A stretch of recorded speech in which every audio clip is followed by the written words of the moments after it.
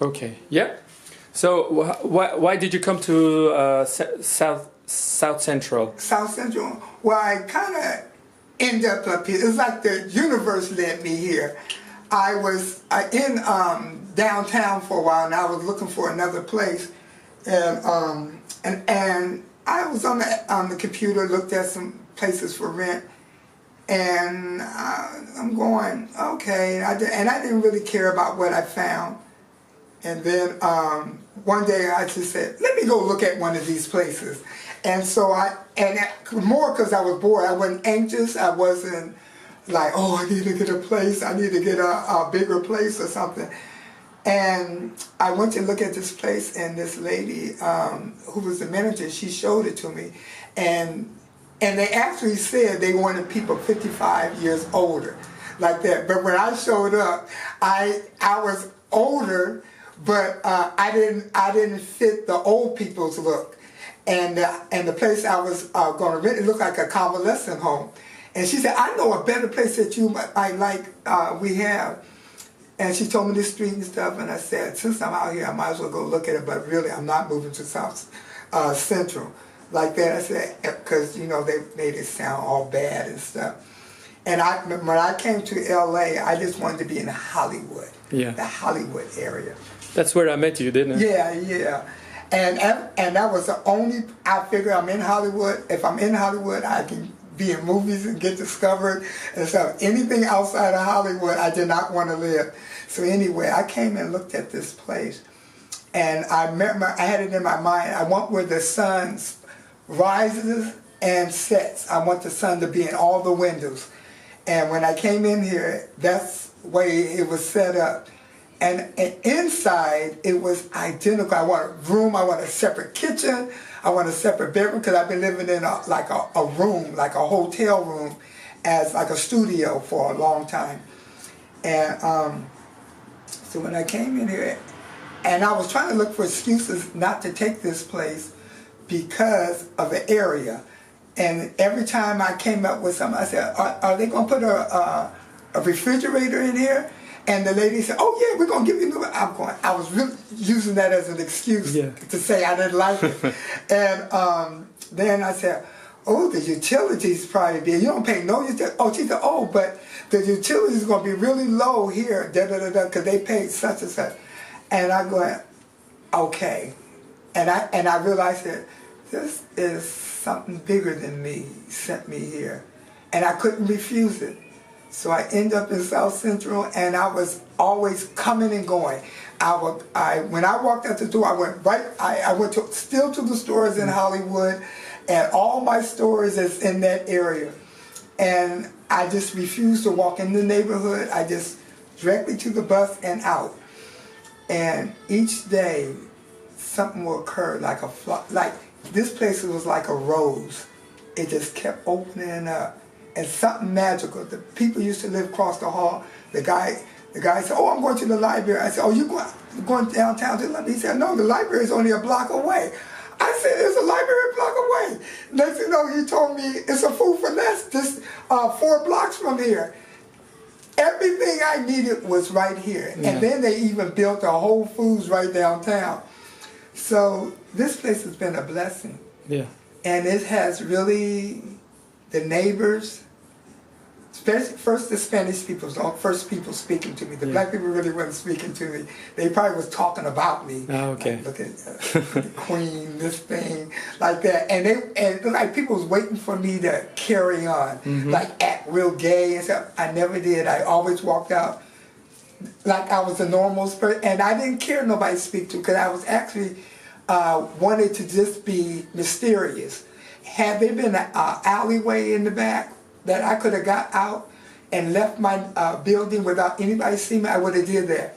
It got to the point where the people across the street, they would look forward to see me. And it was like, I said, this is repairing me for the paparazzi. And I had to come out and speak. And I didn't really want to speak, but they were so nice, I'll speak. And then next to know, the black people start speaking because they seen all the Spanish people speaking.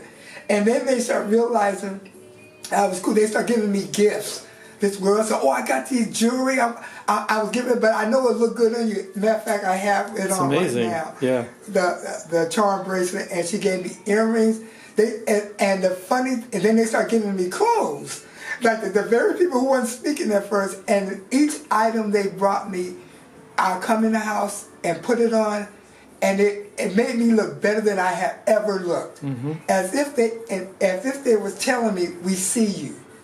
But most of the stuff is like red carpet stuff. And I said, I was always amazed, how'd she know to give me this? Or give me that, or if this would fit. And so, and it's still going to this day, it's opening up. So many beautiful things. I didn't even know next door is a meat market that people have been going to for years, and been talking about it since their grandmother. And it's the most popular meat market, have the best meats of all different types of meats, because I went back to eating meat. I stopped eating, 1999, it was during the Christmas holiday, I kept getting plates of turkey and ham and stuff. I said, I'm going to stop eating meat. And I haven't, I can't eat no more meat like that. And I stopped eating meat until 2008. But it made my face look good and up here look good, but my legs look real skinny.